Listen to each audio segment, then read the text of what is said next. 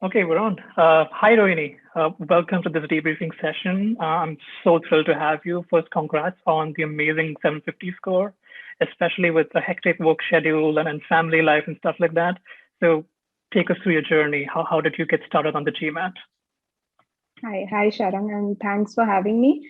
And I'd just like to say that for everyone who's been through the e-GMAT platform, I think it's a dream to be on this interview because it just means that you've done well and they've Hmm. chosen you to be on the interview. So yeah, that's Yeah. great. So I'll take you through it really quickly. I Hmm. started my preparation quite precisely in the first week of September this year, Yeah. and yeah, I mean, I took the e-GMAT course because I was recommended this course by a couple of my colleagues who Hmm. had taken the GMAT. And for somebody who, I mean, since I'm a full-time working mother, so I Yeah. didn't have the time to be looking around and, figuring out things for myself. So it was like, you have time, you need Hmm. to use it effectively. Yeah. And I know it costs some money, and sometimes people don't want to spend that money, but I think it's just bang for your buck, right? I mean, if you talk to somebody who's starting off, they're always a little hesitant and they're like, we're all engineers. So it's like, Yeah. ho jayega, ghar pe ho jayega, kar lenge, right? So Yeah. I didn't take that route. I was like, no, I need to have it all structured. Hmm. Went for e-GMAT.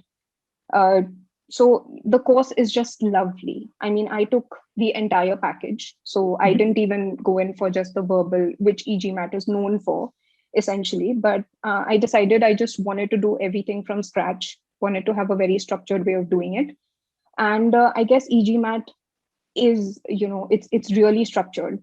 So Hmm. they've got each and every topic listed out, Yeah. and there's just so much. I mean, they teach you, there are concept files, and then you go through application files, you go through practice files.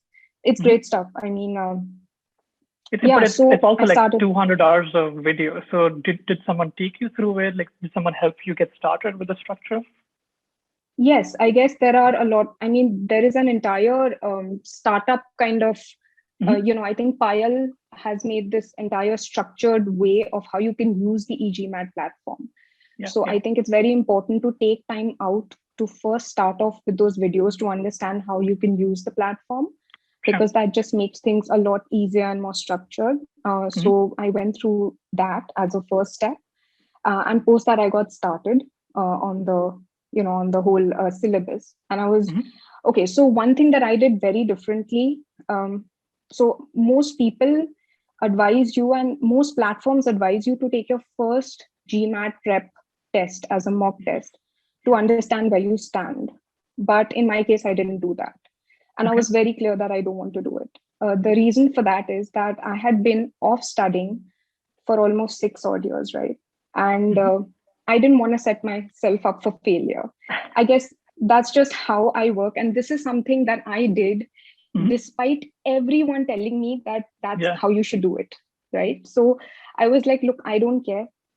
I don't want to see a 500 on my screen. I don't want to see it because that's going to demotivate me a lot, because Hmm. I know how I function. Yeah. And I had a feeling that I can crack this. So let me just take it easy. Let me go through the course. Hmm. Fine, I'll take my first test 2 months into my preparation, like big deal. Sure. Okay, so that's something that I did a little differently. And I think it really worked for me, Yeah. because, yeah, well, I work on confidence. And if it kind of, yeah, well, you get the point. Yeah. Yeah. So, yeah, I used to take out about, so I'm a full time working professional. So I used to study for about 3 hours a day, about an hour and a half in the morning Hmm. before work, and an hour and a half in the evening, And sometimes, you like after found a work. way to keep it up consistently for like 4+ months. Yes, every Wow. single day, every single day. There wasn't a day that would go by when I Hmm. didn't study. So yeah, I mean, that was, I guess I just knew that I had to nail this. Like, this was something I was very determined about. Yeah. One thing that really worked in my favor was the lockdown. So that extra little bit that you take to get ready in the morning and stuff, that Hmm. can get added to your study time. So you needn't wake up at like 4 a.m. Sure. You can still wake up at like 6 a.m. and still get in a good 1.5 hours of study in the morning. Mhm. And then, of Mhm. course, the evenings are, well, an hour and a half. I couldn't do much more, although I'd have liked to. But since I have a son, I couldn't really take that time out. But Yeah, yeah, but I this mean, is still like 3.5 hours every day consistently for 4 or 5 months. What kept you going? Like, what sort of positive feedback did you use from the platform, from other people, from your family? Like, what kept you going? so.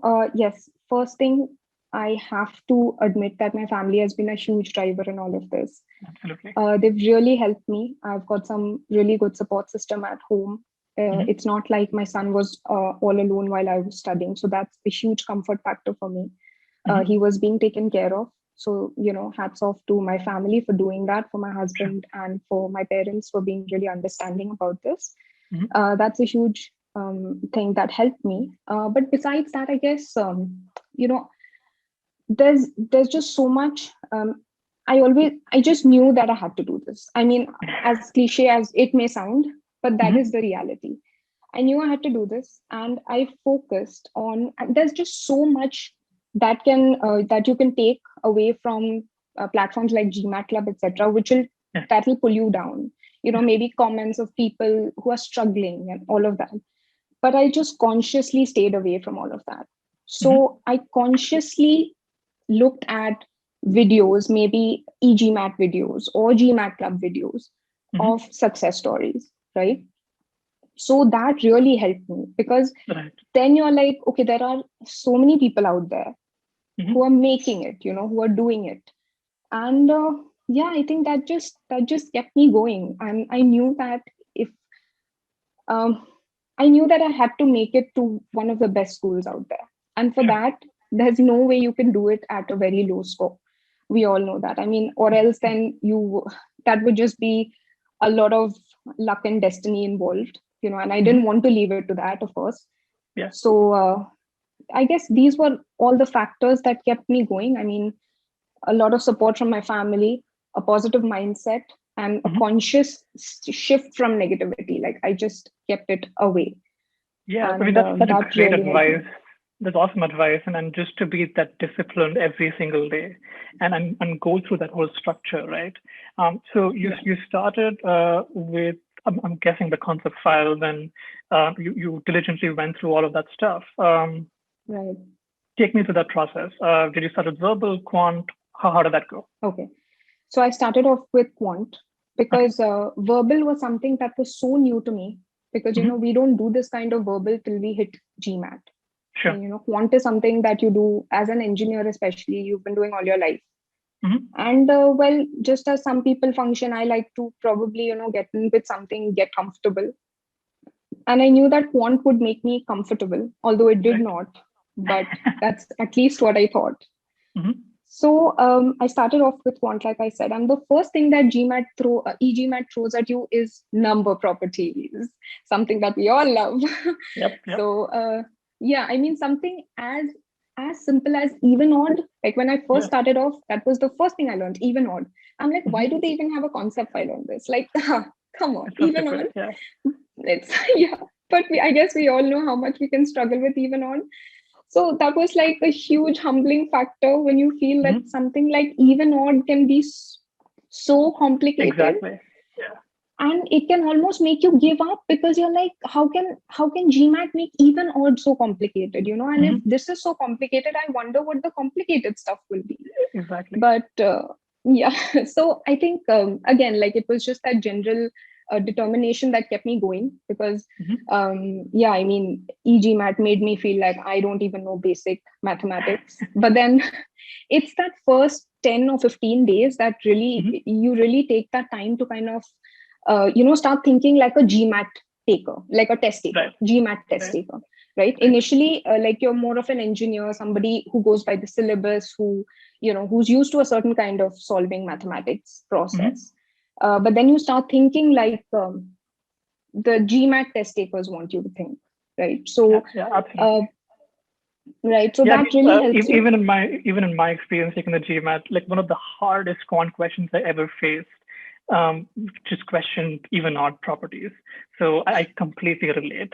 And I think Right. you touched upon something that is so important, that you went through the process of learning quant the right way, learning quant for GMAT, because what most engineers do is they just start solving problems and they hope that like somewhere down the line they'll figure it out. But you started with the concepts for quant. Right.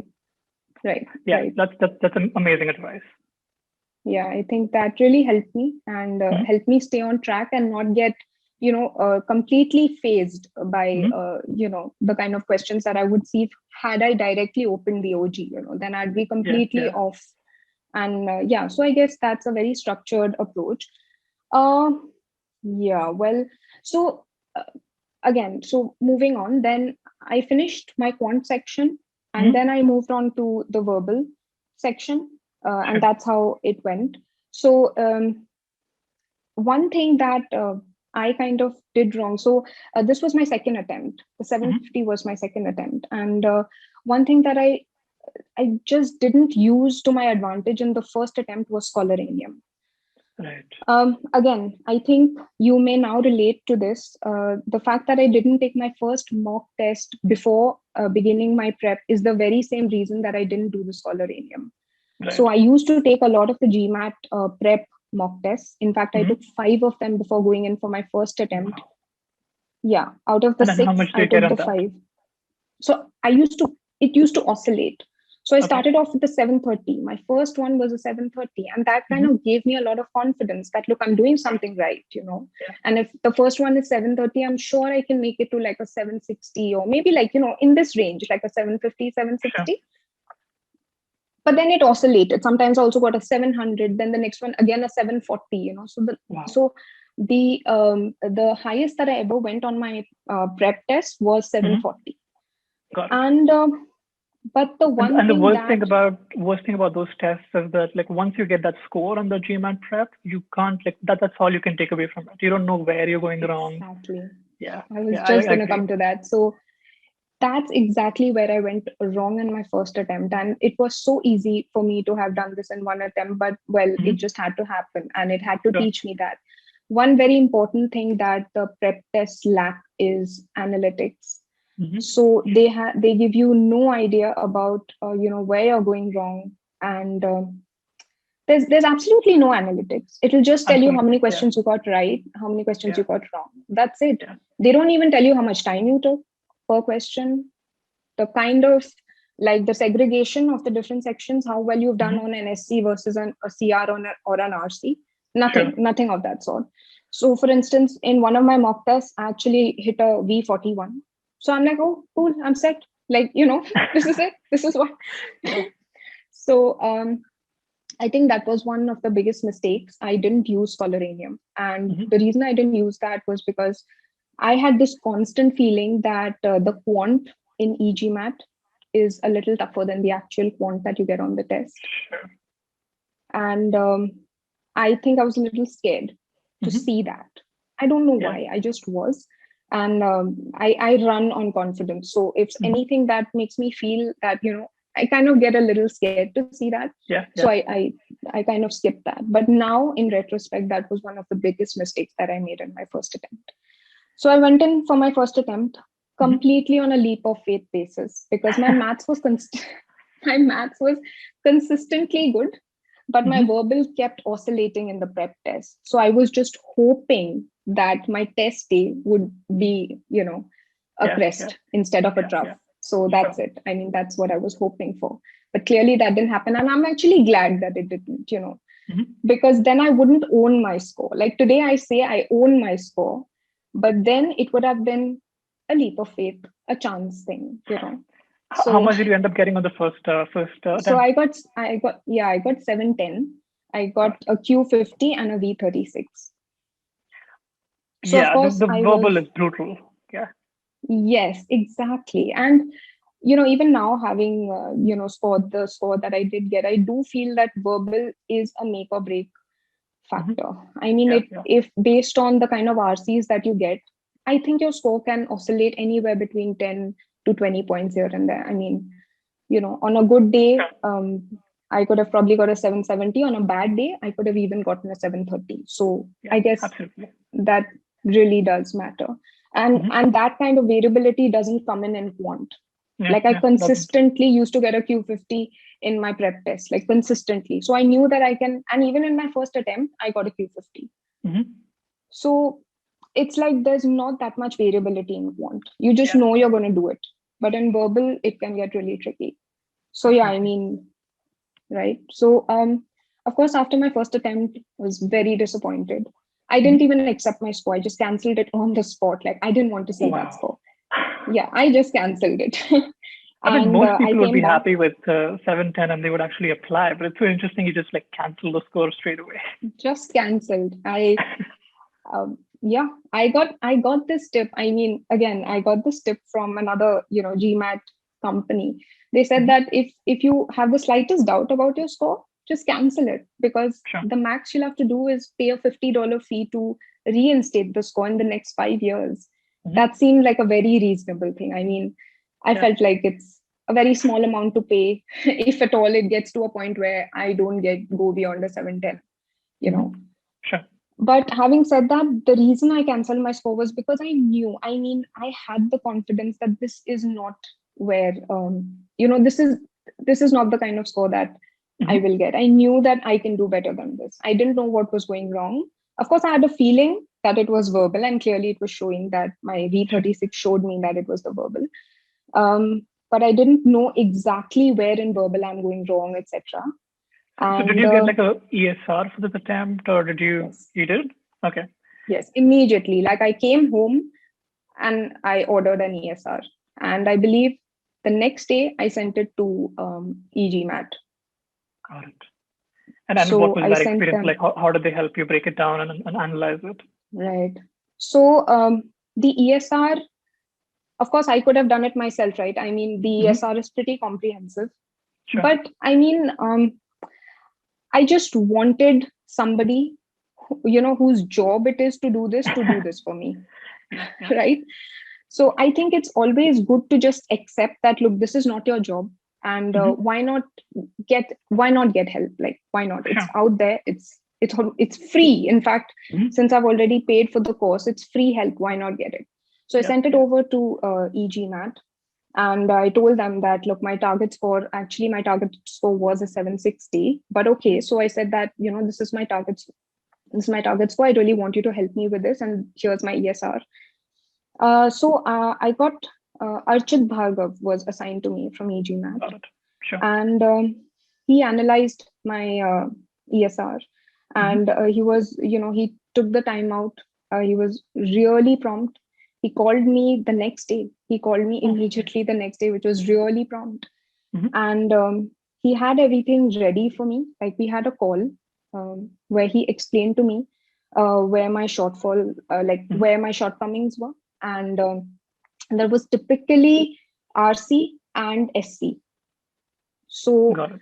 um, so SC, I don't know why, in spite of going through e-GMAT, Mhm. and I don't know, I was too focused on the quant. That's another mistake that I made in my first Mhm. attempt.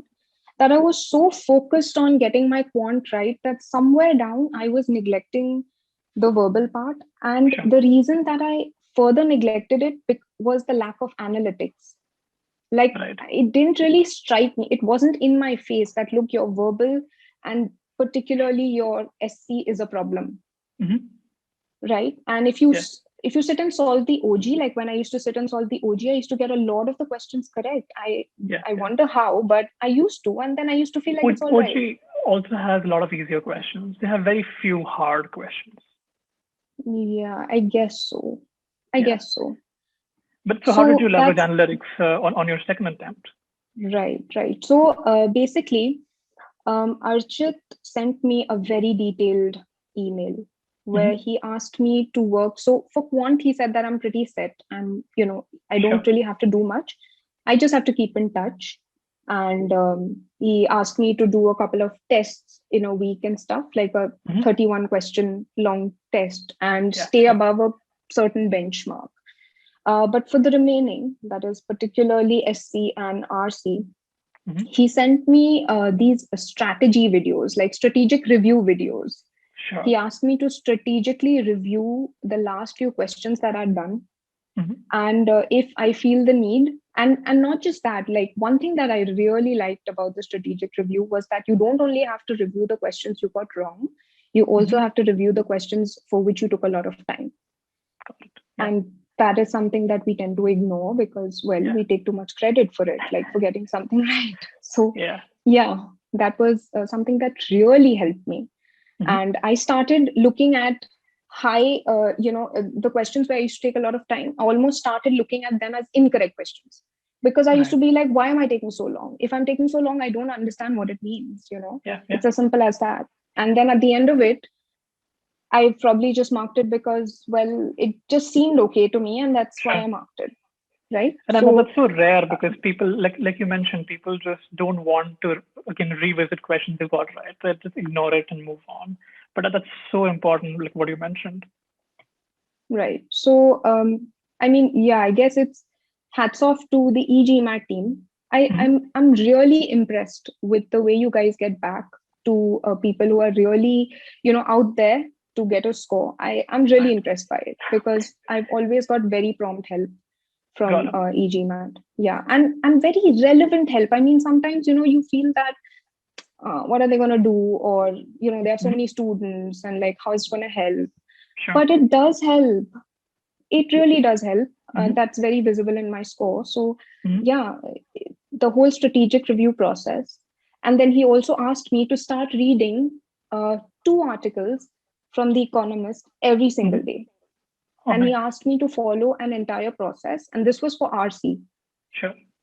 So when he saw that I'm on the lower percentile in RC, he asked me to start going through 2 articles per day. And he also asked me to understand what the flow of the passage is, what the author is trying to say, what are his assumptions, just generally what is the tone of the passage. Right. So these things, and I used to do these diligently. Like I had submitted myself because I'm like, I need to get this score.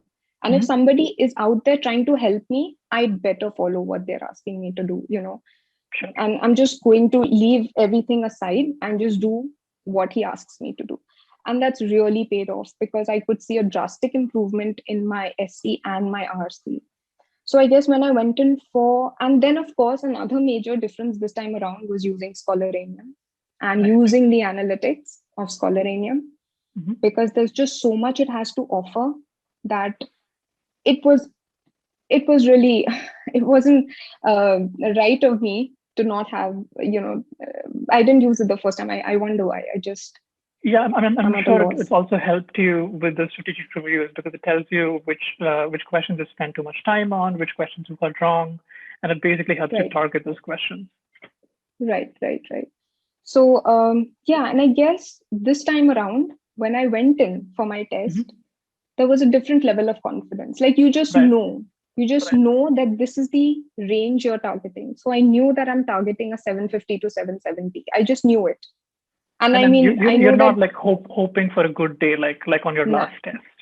Yeah. No. I just knew it. So I knew that if, I'm okay, I'll probably get a 750. And if like the RC is amazing, I may even get a 770.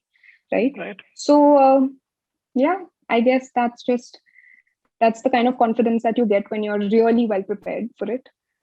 Yeah, I mean, this is some great advice. A couple of these things, just typically test takers don't even reflect as much on, like strategic reviews, like having that sort of confidence where you're no longer hoping. So this is amazing advice. So let's switch gears a little bit. Let's focus on, now that we have your amazing score, let's focus on the MBA application. So 750 opens you up to a lot of different schools. What sort of schools are you interested in? Like what do you want to apply to? Okay, so I'm definitely interested in the top 5 or 6 schools, and I mean we're just naming them because, well, HBS, Harvard, Stanford, Wharton, INSEAD, Kellogg. These are the kind of schools that I'm looking at. Sure. This is I mean, I wouldn't want to look at any other schools if I didn't have to. I mean, if I didn't just have to, I wouldn't. That's sure. Yeah. Right. So do you have any clarity on what you want to do post MBA? So yeah, that's actually, no, I'll be very honest.